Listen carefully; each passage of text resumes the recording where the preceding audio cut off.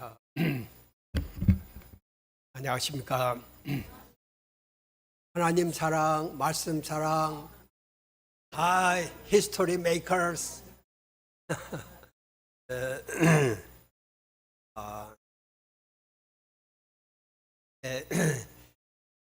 여러분들 2년 만에 배우니까 뭐 감격스럽고 참 여기 여러분들 이렇게 뵙는다는 자체가 하나님의 큰 은혜임을 깨닫게 됩니다. 작년에 코로나 바이러스가 창궐하기 시작할 때 저 요한계시록을 공부할 수 있는 기회를 가질 수 있었습니다.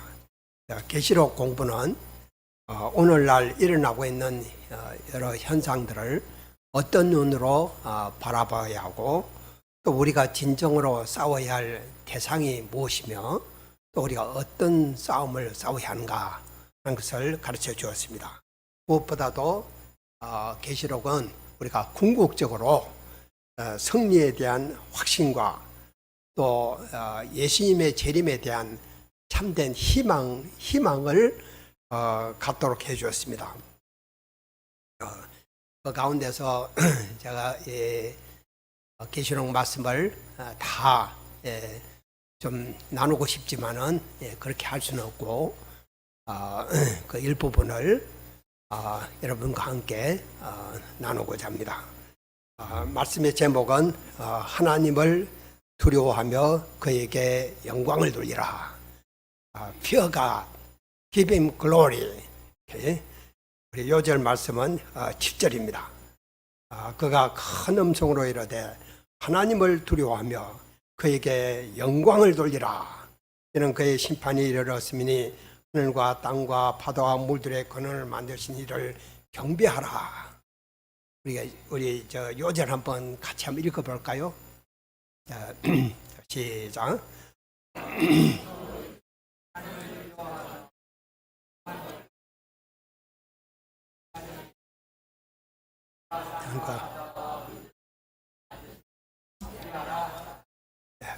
잠시 기도하겠습니다.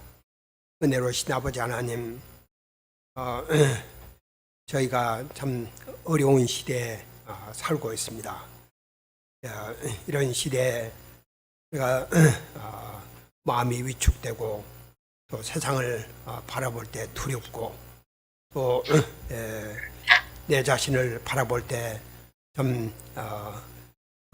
모든 것이 좀 불안하고 불완전한 이 자신을 바라보고 절망할 때가 많이 있습니다. 그러나 이 시간에 이 세상을 창조하시고 이 세상을 그 뜻대로 주관하시는 전능하신 하나님, 우리 만유의 주권자 되신 우리 주님을 바라봅니다.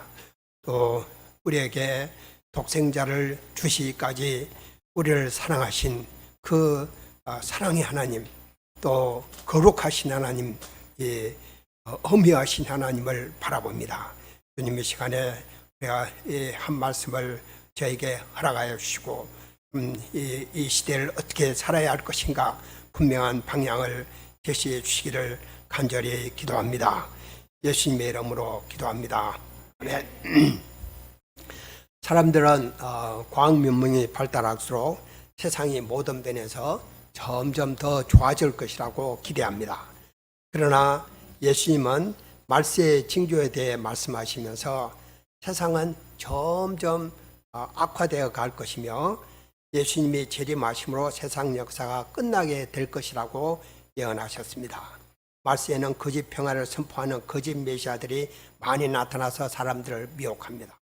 곳곳에서 전쟁과 전쟁에 대한 소문과 지진과 전염병과 기근이 일어납니다.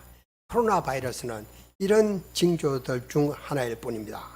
사람들은 코로나 바이러스가 빨리 종식되기를 소망합니다. 그러나 이것이 끝나면 보다 더 심각한 것이 생길 것입니다. 코로나 바이러스뿐만 아니라 오늘날 세계 곳곳에서 지진과 화재와 가뭄, 홍수, 메뚜기 재앙 등 원인을 알 수 없는 수많은 재앙들이 곳곳에서 발생하고 있습니다.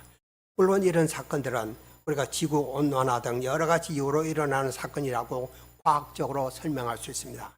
그러나 과학은 보이는 현상 세계를 설명할 수 있지만 그 이면에 숨은 영적 의미를 설명하지 못합니다. 성경은 이런 일들이 발생하는 것은 우리 인간들의 우상 숭배와 부도덕화 또 사악함에 대한 하나님의 진노의 표현이라고 분명히 말하고 있습니다. 예수님은 말세의 징조를 해산하는 여인의 산통에 비유하셨습니다. 모든 징조들은 하나님의 최후의 심판에 앞서서 일어납니다. 계시록에 보면은 우리 죄를 위해 죽으신 죽임 당하신 어린 양이 이제는 심판주가 되셔서 두루마리에 있는 대로 7인과 7나팔과 7대접으로 점진적으로 세상을 심판하십니다.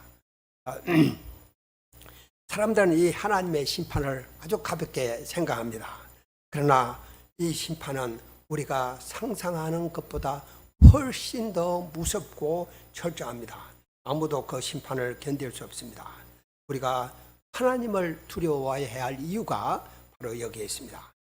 그러나 우리 믿는 자들은 이런 심판을 두려워할 필요가 없습니다. 왜냐하면 예수님을 믿는 자들에게는 이 최후 심판이 면제되기 때문입니다.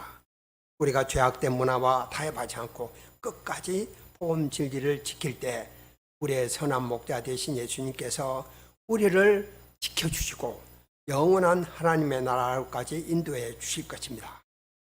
오늘 이 본문은 영광스러운 어린 양과 속량함을 받은 백성들의 승리의 노래와 또 믿지 않는 자들을 마지막으로 초청하시는 하나님의 마지막 부르심 그리고 종말에 있을 마지막 추수에 관한 내용입니다. 첫째, 어린 양과 속량함을 받은 자들. 성경 원문에는 1절이 보라라는 말로 시작하고 있습니다. Behold. 이 말은 경외심을 자아내는 어린 양의 모습을 주목하라 이런 뜻입니다. 이것은 13장을 배경으로 하고 있습니다. 13장에는 하나님을 박해하는 두 짐승이 나옵니다. 첫째 짐승은 사탄으로부터 능력과 보좌와 큰 권세를 받은 강력한 국가를 말하는데 이 국가는 하나님을 대적하고 하나님의 백성들을 박해합니다. 또 두 번째 짐승은 거짓 선지자로 불리우는 가짜 어린 양입니다. 가짜 어린 양은 초자연적인 기적을 베풀어서 사람들을 속임으로 첫 번째 짐승에게 경배하도록 강요합니다. 국가를 자꾸 섬기도록 이렇게 강요하는 것이죠. 하나님의 백성들은 이 가짜 어린 양에게 속으면 안 됩니다. 그래서 13장 18절에 보면 요한은 우리에게 짐승의 숫자 666을 분별하도록 요구합니다. 분별력이 갖도록 이렇게 촉구합니다. 그리고 요한은 1절에서 가짜 어린 양을 주목하지 말고 우리 시온산에 우뚝 서 계신 어린 양을 주목하라 하는 것입니다. 우리가 어떤 상황에서도 우리의 눈과 생각을 고정시켜야 할 대상은 우리를 위해 죽임을 당하시고 승리하신 바로 이 어린 양 대신 예수님이십니다. 우리가 주목해야 할 어린 양은 어떤 분이십니까? 지금까지 요한은 어린 양을 우리 죄를 위해 죽임 당하신 분, 또 경배 받으실 하나님, 영화롭게 되시고 높임 받으신 분, 백성의 목자로서 묘사했습니다. 이제 이 어린 양은 이 예언을 완전히 성취하신 시온산에 우뚝 서 계신 만왕의 왕이 되십니다. 이 시온산은 살아계신 하나님의 도시를 가리키며 거기로부터 하나님께서 만물을 통치하십니다. 이 도시는 속량함을 받은 자들의 영원한 거처입니다. 거기에는 어린 양을 따르는 14만 4천이 있는데 그들의 이마에는 어린 양의 이름과 아버지의 이름이 쓰여 있었습니다. 이 숫자는 그 숫자 가지고 사람들이 활동 온가지 해석을 하죠. 그런데 이 숫자는 하나님의 주권적인 은혜로 구원을 받은 하나님의 백성 전체를 상징합니다. 이마에 어린 양의 이름이 써 있다는 것은 그리스도께서 자기 피로 그들을 사셨기 때문에 이제 그리스도에게 속하였다 하는 것을 나타냅니다. 또한 그들의 아버지의 이름을 갖고 있다는 것은 아버지께서 그들을 자기의 자녀로 영접하셨다는 것을 의미합니다. 이러한 이름들은 그들의 새로운 정체성을 나타내고 그들이 안전하다, 하나님 안에서 안전하다는 안전을 보장해 주고 있습니다. 대조적으로 짐승의 표를 받은 자들은 마귀에게 속하여서 마귀의 종이 되고 또 그 결과 형벌에 처해집니다. 1절에서 요한이 본 바를 말했다면 2절은 요한이 들은 바를 우리에게 말해줍니다. 하늘에서 나는 소리를 들었는데 이는 많은 물소리와도 같고 큰 우레 소리와도 같았습니다. 그 소리는 아주 강렬하고 우렁찼습니다. 되게 이제 힘이 있고 막 쏟아지는 큰 물소리하고 우레 소리를 보면은 막 좀 두렵고 위협적으로 느껴지죠. 그러나 이 소리는 그렇게 큰 소리인데 하프 연주자가 하파를 연주하는 소리와 같이 아주 감미롭고 조화롭고 의미가 있는 소리였습니다. 그 소리는 인간이 결코 흉내낼 수 없는 아주 웅장하고 장엄한 심포니 오케스트라 같았습니다. 그때 천상의 대합창단이 부르는 새 노래가 울려 퍼졌습니다. 셀 수 없는 수많은 사람들이 일제히 노래를 불렀지만 그 노래는 흠이 없이 완전했습니다. 막 수많은 사람이 노래 부르면은 누가 그 중에서 그래도 한 사람은 삑 하고 소리를 내죠. 그러나 여기에는 아무도 불협함을 내지 않았고 삑사리도 없었습니다. 각 사람의 연주는 안드레아 보첼리의 최고의 작품보다 더 훌륭했습니다. 그들은 스피릿이 넘쳤고 기쁨과 힘과 능력이 충만했습니다. 모든 사람들이 아주 환한 미소를 지으며 승리감으로 충만했습니다. 그들은 하나님의 보좌 앞과 내 생물과 장도들 앞에서 새 노래를 불렀습니다. 이 새 노래, 뉴송, 이 새 노래는 시편의 새 노래들이 주님의 과거의 승리를 축하했던 것 같이 제 어린 양을 통해 이루신 죄와 죽음에 대한 하나님의 승리를 축하하는 노래였습니다. 땅에서 속량함을 받은 사람밖에는 능히 이 노래를 배울 자가 없었습니다. 속량함을 받은 사람들만이 이 새 노래에 나타난 하나님의 놀라운 은혜를 음미하고 노래를 배울 수 있었습니다. 여기는 어치라도 관계없어요. 누구든지 속량함을 입은 자는 다 이 노래를 배울 수 있었습니다. 이거는 속량함을 받은 자들만이 가질 수 있는 특권이었습니다. 4절부터 5절은 속량함을 받은 자들의 특징을 서술하고 있습니다. 첫째로 그들은 순결합니다. 그들은 바벨론을 상징하는 여자와 더불어 더럽히지 아니한 순결한 처녀였습니다. 이는 신자들의 그리스도께 대한 믿음과 헌신이 순결하다는 것을 의미합니다. 그들은 우상 숭배와 성적 부도덕과 타협하지 않았습니다. 예수님께 대한 순수한 믿음을 지켰습니다. 둘째로 그들은 충성스럽고 희생적입니다. 그들은 어린 양이 어디로 인도하든지 따라갔습니다.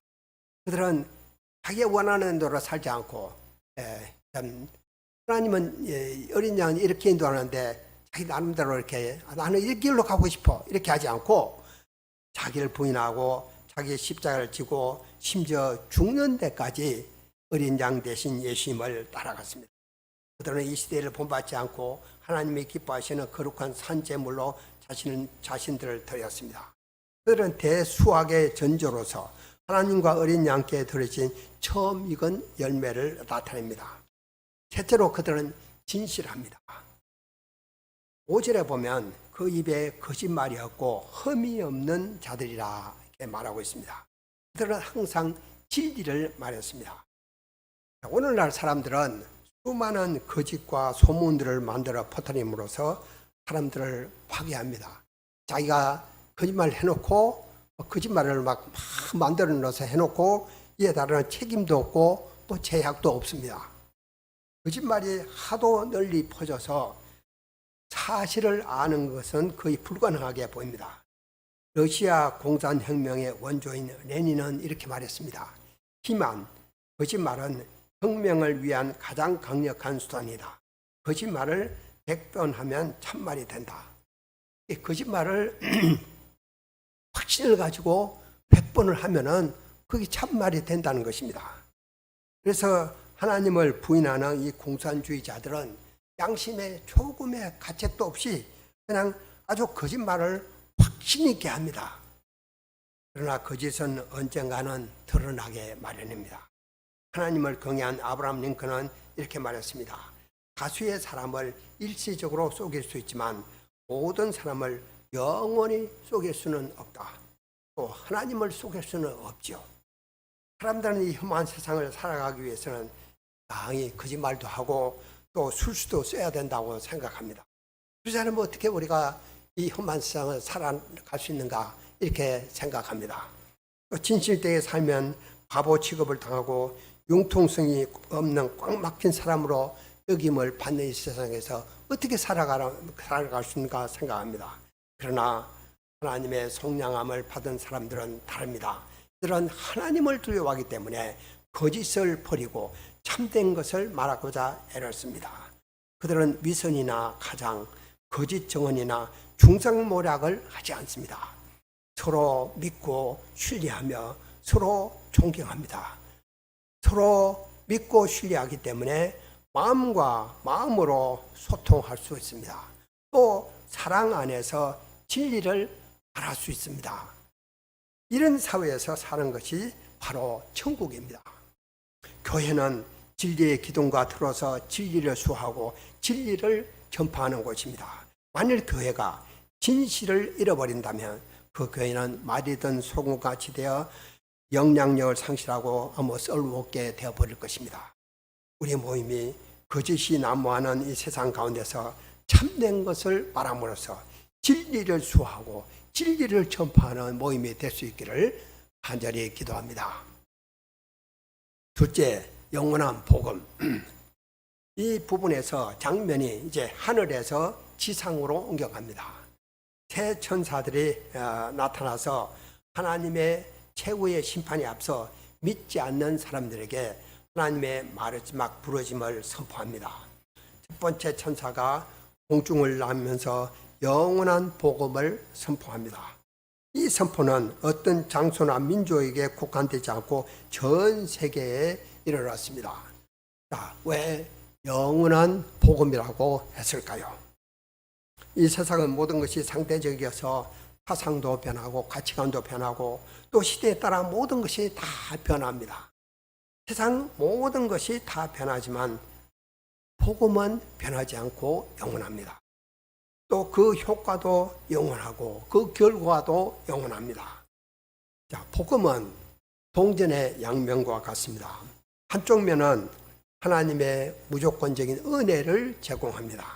누구든지 복음을 영접하는 자에게는 아무 값없이 죄 사함을 받고 영생을 얻고 영원한 하나님 나라가 주어집니다. 반면에 복음의 또 다른 면은 죄와 악인들에 대한 하나님의 의로운 심판입니다. 이 구원과 심판, 복음은 구원만 있는 게 아닙니다. 심판도 있습니다. 천사는 이제 이 복음의 사법적인 성격을 강조하고 있습니다. 7절은 이 복음의 선포에 대한 반응을 이야기해 주고 있습니다. 천사가 아주 큰 소리로 말했습니다. 하나님을 두려워하며 그에게 영광을 돌리라. 이는 그의 심판이 이르렀음이니 하늘과 땅과 바다와 물들의 근원을 만드신 이를 경배하라. 여기에 보면은 세 가지 명령을 포함하고 있습니다. 하나님을 두려워하라. Fear God. 그에게 영광을 돌리라. Give him glory. 그를 경배하라. Worship him. 자, 하나님을 두려워하는 것은 그에게 영광을 돌리고 그를 경배하는 것에 기초가 됩니다. 우리가 왜 하나님께 영광을 돌리고 그를 경배해야 합니까? 이는 그가 하늘과 땅과 모든 것을 지으신 창조주시기 때문입니다. 영적으로 말하면은 하나님을 섬기든지 사탄을 섬기든지 하나님을 경배하든지 사탄을 경배하든지 둘 중에 하나밖에 없습니다. 중간지대, 회색지대는 없습니다. 하나님을 경배하기도 하고 사탄도 경배하기도 하고 하나님을 섬기기도 하고 세상을 섬기기도 하고 이 양다리 걸치는 이거는 절대 없습니다. 하나님을 섬기지 않으면은 세상을 섬기는 것입니다. 우리가 하나님만을 경배할 절대적인 이유는 하나님만이 경배받기에 합당하시기 때문입니다. 하나님을 두려워하는 것은, 경외하는 것은 모든 사람이 가져야 할 본분입니다. 그러면 하나님을 두려워한다는 이 말의 의미가 무엇일까요? 사람들은 대개 두려움을 위험이나 벌을 받는 것과 연관시킵니다. 요한일서 4장 18절에 보면은 사랑 안에 두려움이 없고 온전한 사랑이 두려움을 내쫓나니 두려움에는 형벌이 있습니다. 이렇게 말했습니다. 루이 라이다라는 헬라 영어 렉시콘 이 사전이 있습니다. 유명한 사전이 있습니다. 여기에 이제 두려움이라는 단어를 이렇게 정의했습니다. 임박한 고통이나 위험, 악 또는 그러한 상황에 대한 착각에 의해 일어날 수 있는 것에 대한 지나친 관심으로 발생하는 극심한 스트레스의 상태다. 말이 좀 어렵죠. 극심한 스트레스. 그러니까 일어나지 않을 수도 있는데 일어날 것에 대한 지나친 관심으로 발생하는 극심한 스트레스의 상태다. 이렇게 말했습니다. 자, 이러한 두려움은 여러 모양으로 표현이 됩니다. 고통에 대한 두려움, 또 실패에 대한 두려움, 또 거절에 대한 두려움, 불확실에 대한 두려움, 버림받는 데 대한 두려움, 상실에 대한 두려움, 건강한데 암에 걸려서 죽지 않을까 하는 그건 또 두려움, 또 길을 가다가 벼락 맞아 죽지 않을까 하는 두려움. 절대 안 일어나죠. 안 일어나는데 그런 두려움에 사로잡힙니다. 그런데 이런 이 두려움은 궁극적으로 죽음에 대한 두려움에서 나온 것입니다. 이 죽음에 대한 두려움에서 이런 모든 두려움이 발생한 것이죠. 이 죽음에 대한 두려움은 히브리서 2장 15절에 보면은 사탄이 사람을 괴롭히는 가장 강력한 무기입니다. 그래서 우리가 두려움의 노예가 죽음의 노예로 삼아버리죠. 그러나 우리가 하나님을 두려워한다 하라고 말할 때 이는 다른 의미가 있습니다. 루이 나이다는 또 이렇게 말했습니다. 정의했습니다.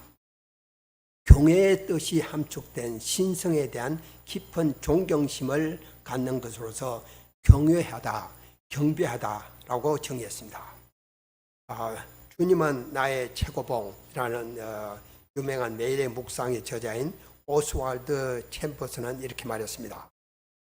하나님에 관해서 놀라운 사실은 당신이 하나님을 두려워할 때 다른 어떤 것도 두려워하지 않게 되지만은 하나님을 두려워하지 않으면은 당신은 다른 모든 것을 두려워하게 된다는 것이다. 그러니까 하나님을 두려워하면은 다른 우리를 두렵게 하는 것에서 자유로울 수가 있습니다. 그런데 하나님을 두려워하지 않으면은 나를 모든 것이 우리를 두렵게 한다는 것입니다. 하나님을 두려워하게 되면은 첫째는 우리 마음 가운데 평강이 임하게 됩니다. 또 용기가 생깁니다. 왜냐하면 하나님께서 우리에게 주시는 것은 두려워하는 마음이 아니요 능력과 사랑과 절제하는 마음이기 때문에 하나님께서 이런 마음을 우리에게 주십니다. 그 사이 코로나 바이러스는 마치 저승사자와 같습니다. 그것은 부자나 가난한 자나 슬기로운 자나 어리석은 자나 유명한 자나 무명한 자나 나이든 사람이나 젊은 사람이나 아주 무차별적으로 공격합니다.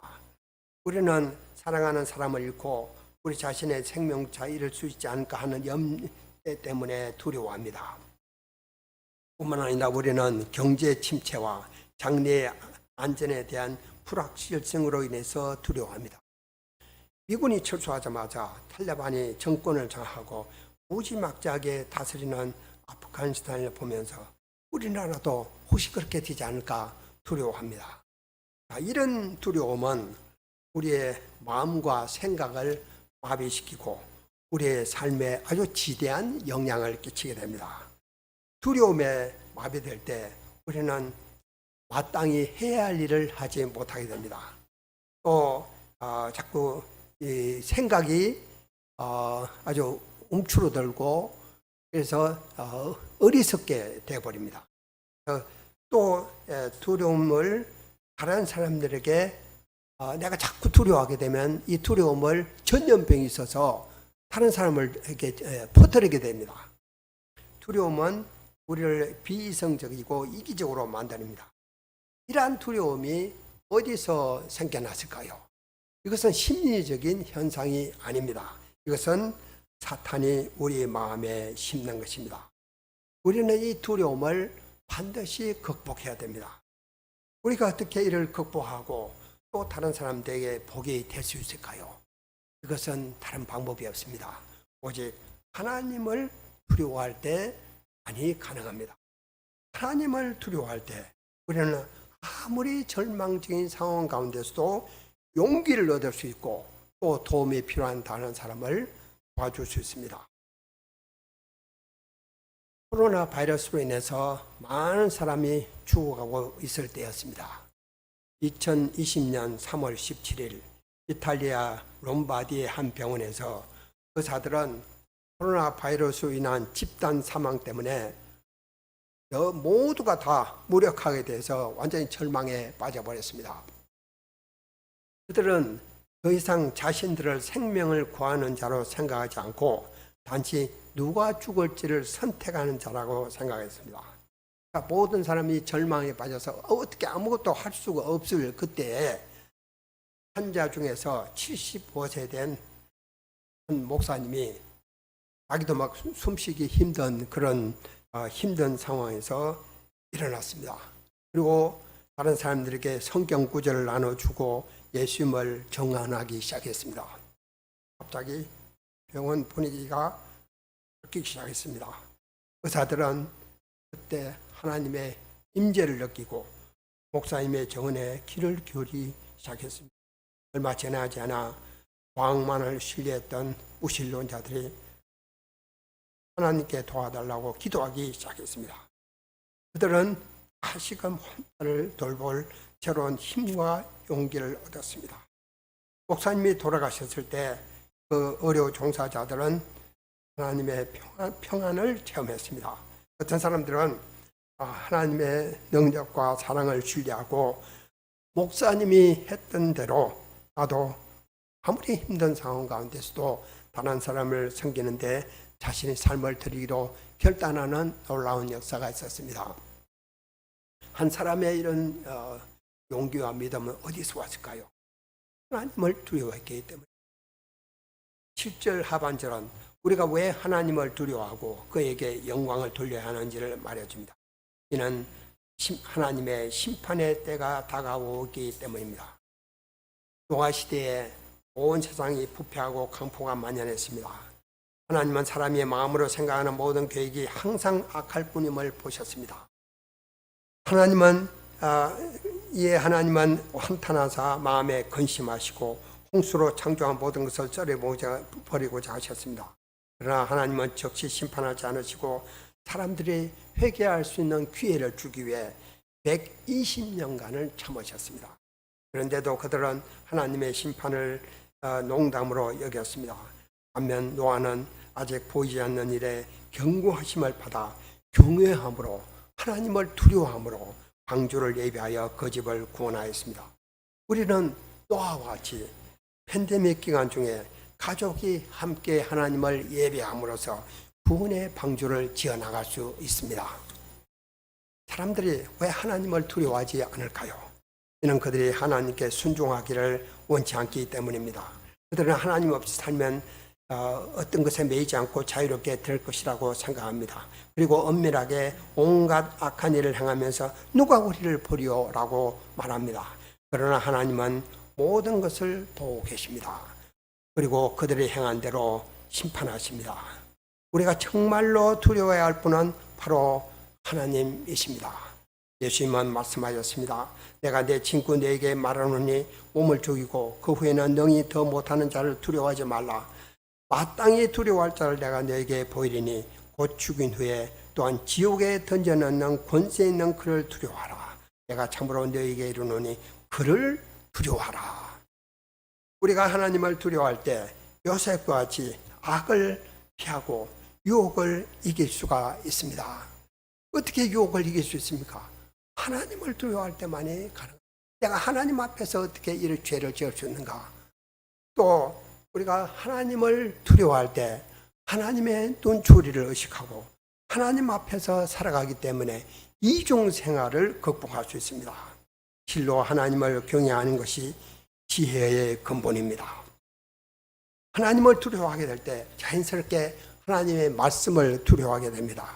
성경을 살아계신 하나님의 말씀으로 받아들이게 됩니다. 천지 만물을 창조하시고 나를 창조하신 전능하시고 거룩하시고 엄미하신 창조주 하나님께서 나에게 말씀하신다고 생각해 보십시오. 그러면 우리는 자연히 옷깃을 여미며 그 앞에 두렵고 떨림으로 서게 될 것입니다.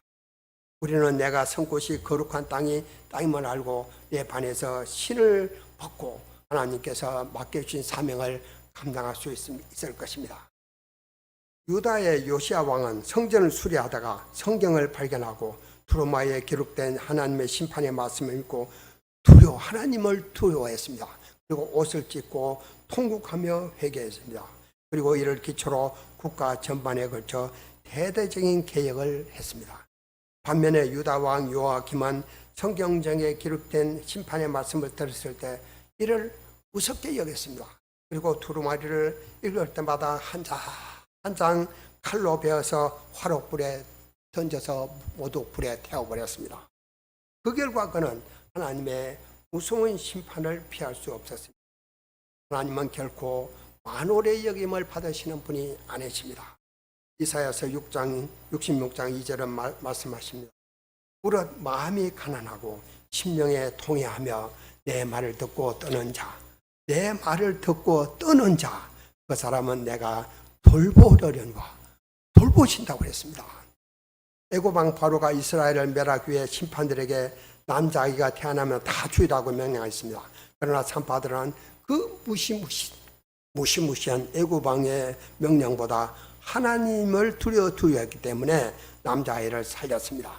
하나님은 이는 그들에게 지혜를 주셔서 위기를 모면하게 하실 뿐만 아니라 은혜를 베푸사 그들의 집안을 흥왕하게 하셨습니다. 이게 하나님을 경외하는, 하나님을 두려워하는 자, 하나님이 말씀을 두려워하게 되고 또 그 말씀을 두려워하는 자를 하나님이 친히 돌봐주십니다. 작년 11일 말에 안나 선교사님이 갑작스럽게 큰 수술을 받게 되었습니다. 그때 사탄이 제 마음에 죽음에 대한 두려움을 심었습니다. 이러다가 어떻게 되는 것이 아닌가 두려움이 생겼습니다. 또 10년 전에 제가 왼쪽 청력을 상실했는데 2019년에 제가 국제여행을 하도 많이 다니다 보니까 오른쪽 귀가 안 들리는 것입니다. 아무것도 안 들리는 거예요. 그래서 이때 사탄이 내가 이렇게 하다가 귀머리가 되는 것이 아닌가 이런 두려움을 심었습니다. 뿐만 아니라 세상이 거짓과 금보술수가 점점 난무하고 점점 세상이 악화되어 가는 것을 보면서 자녀들과 우리 후손들이 살아가게 될 다음 세대에 대한 염려와 두려움도 생겨났습니다. 제 마음에 이런 두려움이 생기니까 마음이 자꾸 오그라들고 무기력해지고 또 자꾸 이렇게 피곤해지고 또 사명이 부담스럽고 아주 그냥 삶이 고달팠습니다. 이때 야고보서 4장 7절 말씀을 기억했습니다. 너희는 마귀를 대적하라. 그리하면 너희를 피하리라. 마귀는 타협하면 안 됩니다. 대적해야 됩니다. 그래서 이런 두려움이 내 마음에 들 때, 이 마귀가 내 마음에 이런 두려움을 심는구나 하고 즉시 이를 대적을 했습니다. 그래서 하나님께서 제 마음 가운데 평강을 주셨습니다. 또 마음에 평강이 많으니까 또 하나님께서 선하신 주권대로 모든 것을 합력하여 선을 이루실 것을 믿게 되었습니다. 그리고 그렇게 생각하니까 모든 것이 다 감사하게 됐습니다. 그래서 하나님께 감사합니다. 감사 제목을 찾고 적극적으로 감사할 수 있었습니다. 그리고 또 주님께서 제게 맡겨주신 사명을 말씀을 연구하고 또 준행하고 가르치는데 온 마음을 기울 수 있었습니다. 정말 하나님의 크신 은혜와 여러분들의 간절한 기도 덕분에 안나 선교사님은 기적적으로 건강이 많이 회복되어서 저와 함께 한국에 올 수 있었습니다. 또한 저희 청력도 이제 가까이서 대화한다거나 또 온라인으로 하면은 아무 문제가 없도록 회복시켜 주셨습니다. 그래서 요사이는 자꾸 온라인으로 하게 되니까 여기저기서 막 전 세계에서 도움을 요청해가지고 아주 바쁘게 지내고 있습니다. 제가 이렇게 나이가 들면 할 일이 없어서 고민하는 사람들이 참 많은데 어디서 점심을 먹을까 이렇게 고민하는 사람 참 많더라고요.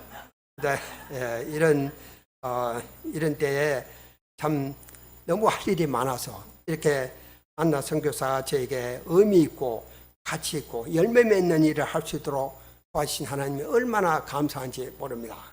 또한 이기심과 욕심을 극복하고 여기저기에 도움이 필요한 사람들을 도와줄 수 있는 이 은혜도 허락하여 주셨습니다. 이렇게 하나님을 두려워하고 하나님을 경외하고 하나님을 기쁘시게 하고자 애를 쓸 때 이렇게 사는 것이 얼마나 축복된 삶인가 다시 한번 체험할 수 있었습니다. 8절에서 두 번째 천사는 바벨론의 멸망을 선언했습니다. 요한계시록의 처음 독자들은 바벨론이 로마라고 이해했을 것입니다. 그러나 좀 더 일반적으로 말하자면 바벨론은 우상 숭배의 세계 제도를 의미합니다. 이 제도는 너무 강력하여 아무도 그에게 도전할 수 없었습니다. 그러나 하나님은 그들을 완전히 심판하십니다. 세 번째 천사는 짐승 숭배에 대한 경고합니다. 그런 짐승을 숭배하는 자들은 하나님의 진노의 포도주를 마실 것이고 불과 용왕으로 영원토록 고난받을 것이라고 선언합니다. 그들에게는 밤이나 낮이나 쉼이 없을 것입니다. 많은 사람들이 죽음은 모든 것의 끝이라고 생각합니다. 그러나 사실이 아닙니다. 불과 용왕으로 타는 고통과 번민이 영원히 지속될 것입니다. 이것은 짐승을 숭배하는 자들의 최종 종착지입니다. 어떤 사람들은 하나님의 심판이 과장된 협박에 불과하고 실제 실행되지 않을 것이라고 생각합니다. 하나님의 심판을 심각하게 생각하는 사람들은 또 하나님의 사랑이신데 어떻게 심판하시는가 사랑을 의심할지 모릅니다. 나 우리가 어떻게 반응해야 할까요? 요한은 하나님의 백성들이 인내할 것과 예수님께 대한 믿음을 지킬 것을 요구합니다. 믿음은 우리로 하여금 타협하지 않고 고난을 감당할 힘을 줍니다. 하나님은 선하시다. 하나님의 선하신 주권을 믿고 믿음으로 살 때 우리가 기만을 피하고 짐승의 본성을 분별할 수 있게 해줍니다. 우리가 예수님께 대한 믿음을 지킬 때 이 세상에서 잠시 고난을 받습니다. 그러나 그 후에는 영원한 쉼을 누리는 상을 받게 될 것입니다. 그래서 요한은 하늘에서 나오는 음성을 들었습니다. 기록하라. 자금 휴로 주 안에서 죽은 자들은 복이 있도다. 믿음으로 살다가 주 안에서 죽은 자들은 그 죽음이 순교이든 자인사이든 영원히 복받은 자들입니다. 성령께서는 친히 이 축복의 확실성을 정언하십니다. 그러하다. 그들이 수고를 거치고 쉬리니 이는 그들이 행한 일을 따릅니다. 그들은 힘에 지나치도록 수고했고 고통스러운 싸움을 싸웠습니다. 그러나 마침내 그들의 수고가 끝날 것이며 주 예수님과 함께 달콤한 쉼을 누리게 될 것입니다. 셋째, 땅의 추수. 하나님은 매우 자비로우셔서 완고하고 악한 사람들이라도 마지막 순간에 회개하기만 그들 영접할 준비가 되어 있었습니다. 그러나 이제 이번은 마지막 기회가 있습니다. 최후 심판이 임합니다. 본문은 두 가지 추수에 대해 말하는데 하나는 곡식 추수이고 또 다른 포도 추수입니다. 그것은 의인의 추수와 악인의 추수를 가리킵니다. 첫 번째 추수는 그 머리에 건물요관이 있고 그 소래는 예리한 낫을 가진 인자에 의해서 행해집니다.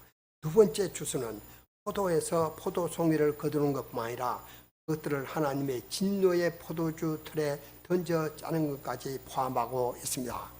그들은 성 밖에서 포도주 틀에 밟혔는데 이는 모든 부정한 것과 속이는 것과 부끄러운 것들은 성 밖에 두어야 하기 때문입니다. 이 추수들은 예수님의 곡식과 가라지의 비유와 일치합니다. 예수님은 곡식이 인자에 의해서 씨가 뿌려졌다고 말합니다. 가라지는 악한 자, 마귀에 의해서 덧뿌려졌습니다. 이 둘은 추수 때까지 함께 자랍니다. 추수 때가 왔을 때 인자가 그 천사들을 보내어 그 나라에서 죄로 인해 모든 넘어지게 하는 것과 불법을 행하는 자들을 뽑아내실 것입니다. 천사들은 그들을 불못불에 던져 넣을 것이고 그들은 거기서 울며 이를 가게 될 것입니다. 그러나 의인들은 자기 아버지 나라에서 해와 같이 빛날 것입니다. 우리가 이 세상을 살아갈 때 우리를 두렵게 한 것들이 참 많습니다. 그러나 우리가 정말 두려워해야 할 분은 창조주 하나님이십니다. 전도서는 헛되고 헛되니 모든 것이 헛되다는 말로 시작해서 이제 마지막에 보면 다음과 같이 끝맺고 있습니다. 일의 결국을 다 들었으니 하나님을 경외하고 그의 명령들을 지킬지어다. 이것이 모든 사람의 본분이니라. 하나님은 모든 행위의 모든 은밀한 일을 선악간에 심판하시리라. 무섭죠? 우리는 말세의 징조들을 볼 때 두려워하기 쉽습니다. 그러나 우리 믿는 자들은 두려워할 필요가 없습니다. 왜냐하면 창조주 하나님께서 그 선하신 목적에 따라 모든 것을 다스리기 때문입니다. 우리가 세상을 두려워하기보다도 하나님을 두려워하고 예수님을 정언할 수 있기를 기도합니다. 이렇게 해서 하나님께 영광을 돌릴 수 있기를 기도합니다. 은혜로우신 아버지 하나님, 참 우리가 참 험한 세상에 살면서 세상이 주는 여러 가지로 인해 우리가 두려워하기 쉽습니다. 그러나 우리가 정말 두려워할 분은 하나님이심을 가르쳐주심을 감사합니다. 우리가 하나님을 두려워함으로 세상을 이길 수 있도록 힘주시고 또 우리가 하나님을 두려워함으로 하나님의 말씀을 굳게 붙들고 복음 진리를 지키고 또 선한 일을 행하며 범사에 감사하며 우리가 이 주위 사람들에게 복의 근원이 될 수 있도록 축복해 주시옵소서. 예수님의 이름으로 기도합니다.